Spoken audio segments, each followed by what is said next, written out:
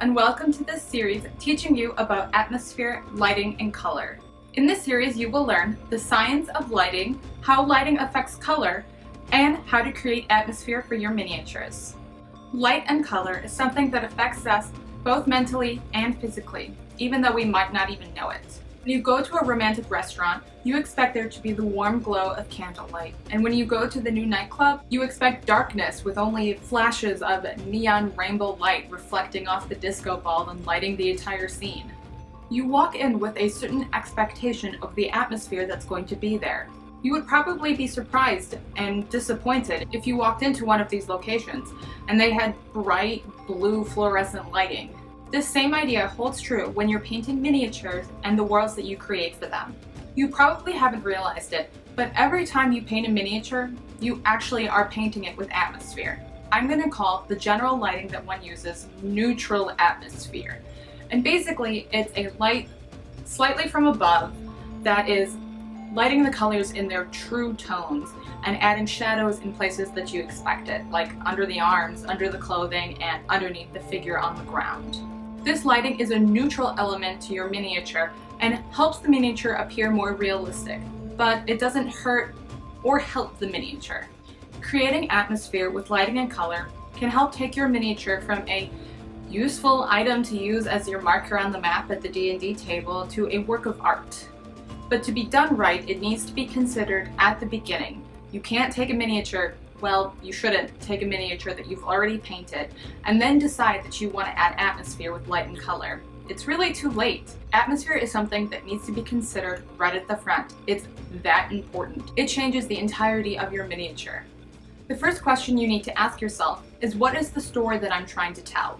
The lighting and color palette inspired by a new day at sea with adventure lying ahead of you versus what you would use on a miniature that is depicting a scene of someone fighting to the death are going to be very different. You can start by listing adjectives that explain the mood or feeling that you're looking for. Words like drama, bliss, longing, anger, frustration all bring to mind their own color scheme and lighting. We're going to start with atmosphere 100. This is something that you can do even if you're not the most competent or maybe just a beginner or not really sure what you're doing yet painter. So what we're going to start with is color. Now if you look at movies that have come out over the past 15 years or so, you'll notice something very interesting about some of the big blockbusters, and it's called color grading. What this means is that either in post-production or maybe on set, they have added a significant color to the film. Now, depending on the genre, there are certain colors that you have come to expect. For example, blue is used a lot in horror movies and casts a bit of a eerie, otherworldly, and cold feeling. Post-apocalyptic movies often use a greenish gray. They've desaturated everything, so you begin to feel depressed and like you've lost hope, and the green makes everything seem far more alien. Happy and quirky films often have complementary colors using a lot of red and green or orange and teal. This shorthand can easily be applied to your miniatures. It's also easy to get inspired. Sit down with your miniature and play whatever movie in the background fits your miniature. It'll be a really great and easy way for you to add atmosphere to any miniature. To dive a little deeper into color theory, just remember that warm colors like red and orange are more warm and welcoming, reminiscent of fire, and far more active. Whereas blue and green remind us of the night, are a bit cool and eerie. It is interesting to note that in a lot of Western pop culture, red serves as the evil color, while blue serves as the heroic color. In theory, this is because red is associated with the demon and hell, and blue is associated with purity, hope, and heaven. So keep this in mind, but really just go with your gut. I have found that a lot of times your gut knows what you should be doing even if you don't. Here are 3 miniatures that I have painted using atmosphere. The first one I have painted with neutral lighting. You might not be able to tell because of the atmosphere that I've added, but actually I've used this same miniature as the base with the basic colors for the other 2. The second one I painted was inspired by sunrise, and the third one I've painted was inspired by moonlight. Knowing how light can affect color is very important in painting your miniatures, and it's really not as hard as you think it is. For these miniatures, what I did is I picked a color scheme that I really liked for my base miniature. Then I pulled this color scheme into Photoshop and using levels adjusted the colors. Now, I don't expect everyone to have Photoshop, so I have found an online alternative, and we're going to quickly go over how I adjusted the colors and came to my new color scheme. We will be starting at colormind.io. When you go to colormind.io, you're going to start with this color scheme right at the top. This is randomly generated, and every time you come to this website, it will be a new color scheme. You can change each color individually by just clicking on the color, and then you can drag it. You have the full rainbow spectrum to the right, and you can also change the value to the left. So you can just pick out any color scheme that you want. And you can do that on each square, clicking within the square to create your custom color scheme.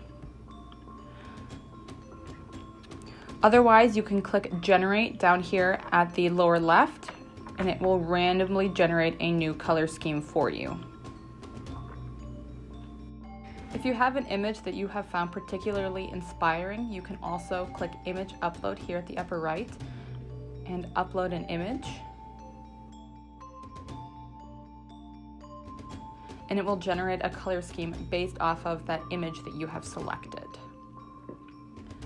Also, as you scroll down on the home page, it shows you a few popular color schemes that have been created recently.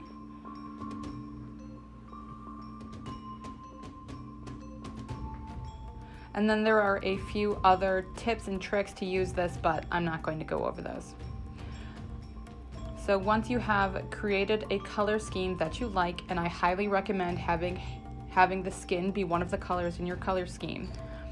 You can't save directly from ColorMind, but you can screenshot. So on a Mac, I'm just going to push Command-Shift-4 and drag across this color scheme that I've selected. Now I'm going to go to Photopea. I'm not sure if this is Photopea or Photopea, but anyway, it's basically an online Photoshop. So it's photopea.com.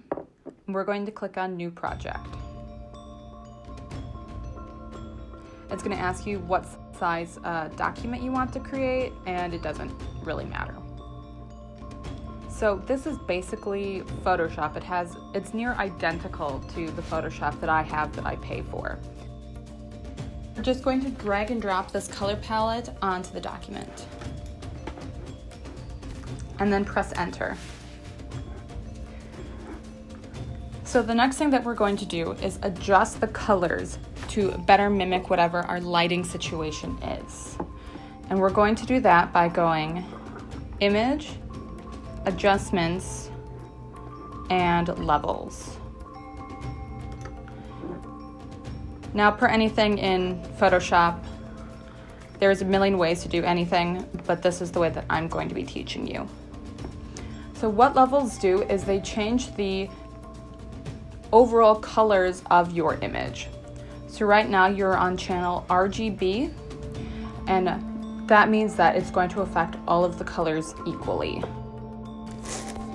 Using the levels requires a little bit of knowledge on the CMYK color wheel.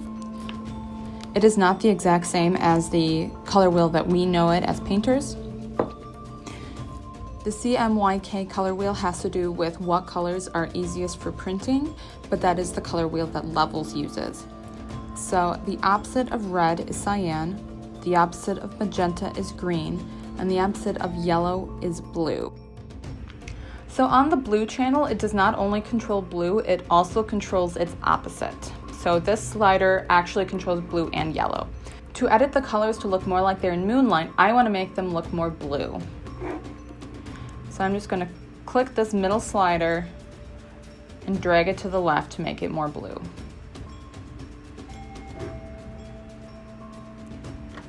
And so that could be how you want to edit your colors. If you decide you don't like it, you can put that color value back at 1 or hit the reset button up top. So green alters green and magenta because again, those are the opposite colors. So if I wanted to do this in some sort of shaded green forest, I could drag it to the left, and all of the colors will adjust to be a more greenish hue. The opposite of red is cyan, so it works the same thing here.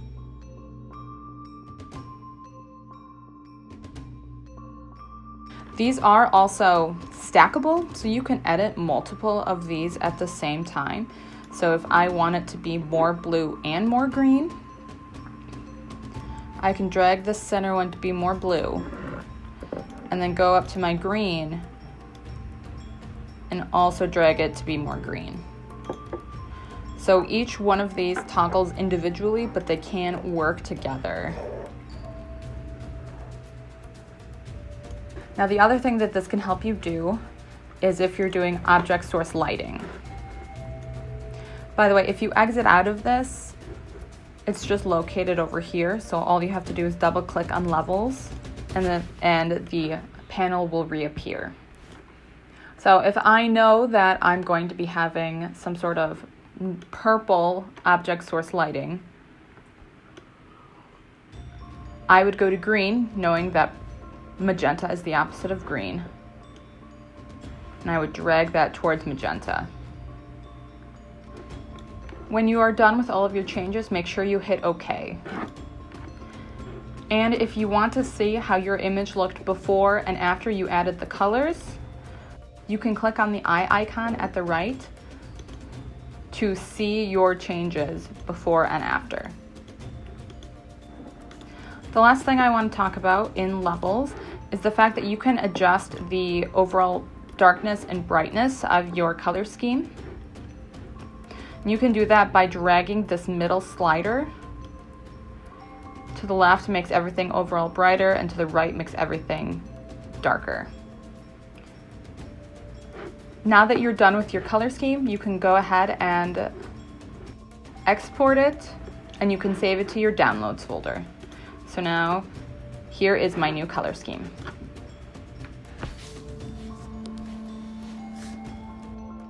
Atmosphere 200. So you've decided that you're ready to move on beyond just color. Now you want to become more advanced and focus on lighting as well. The big question that you must answer before you begin is, where is your lighting coming from? Deciding this answer will make everything else so much easier. It will help you decide direction, angle, distance, intensity, and size. Knowing the direction of where your light is coming from will help you decide how light and shadow will fall upon your miniature. It might seem like lighting is the only thing that is important when it comes to this step, but actually it's the contrast of shadow that really makes lighting something beautiful to work with. Knowing the direction your light is coming from will help you know which areas should be in shadow. Something that goes hand in hand with direction is the angle of your lighting in reference to your subject. The more parallel the light source is to an object, the harsher the shadow will be behind it. Here is a lighting example by Patrick David that I found online. In these images, you can see how the light changes depending on where the light source is located. For example, in the images where the light source is above, the neck is in shadow because the head blocks the light from hitting it. This might seem obvious, but when you are supplying your own light and shadow, it can be easy to forget. This same premise applies with my Demonkin miniature that I painted from Darksword. You can see this miniature is holding her hand out with some sort of magical bolt erupting from her hand. It wouldn't make any sense for the lighting to be hitting her back because her body blocks the light from getting there. This is something that you need to think about with every single detail of your miniature.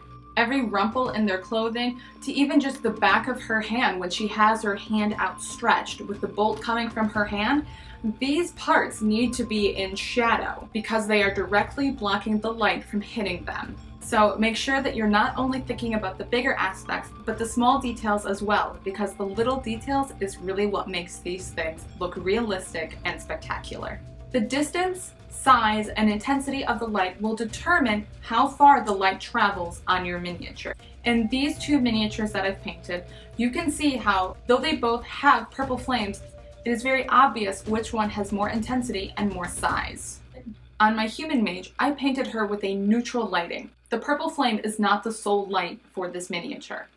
And you can see how at her hands, the purple is rather intense, but as they continue up the arm, the purple begins to gradually fade. This is because of how outstretched her arms are, so the purple really only affects so far, and because it has rather low intensity, the light becomes diffused very quickly. On my Demonkin mage, it's very obvious that this lighting is strong and intense. You can tell this by how far across her body that pink light travels. It doesn't only end at her elbow like it did on my human mage, but it lights the entirety of the scene, and you can see as it gradually fades from an intense pink to a more neutral periwinkle upon her cheeks, as that is one of the last elements the light is going to hit. A few quick notes about lighting your miniatures. The larger the light source, the further the light will travel. The more intense the light source, the further the light will travel. The smaller the light source, the faster it will diffuse. And the dimmer the light source, the faster the light will diffuse. Just imagine the difference between someone being lit by a candle versus someone being lit by a bonfire.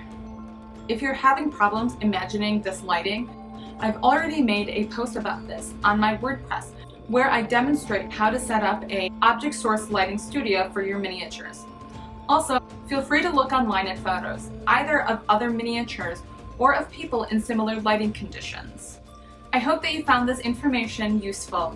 If you did, please feel free to like this video, leave a comment, share my Instagram, and follow me on Patreon, where you can find many more videos and tutorials talking about more advanced techniques like this one. If you have any questions, please feel free to message me. I love hearing from you, and I hope that this inspires you on your next miniature. Feel free to tag me on Instagram so I can see your atmospheric miniatures.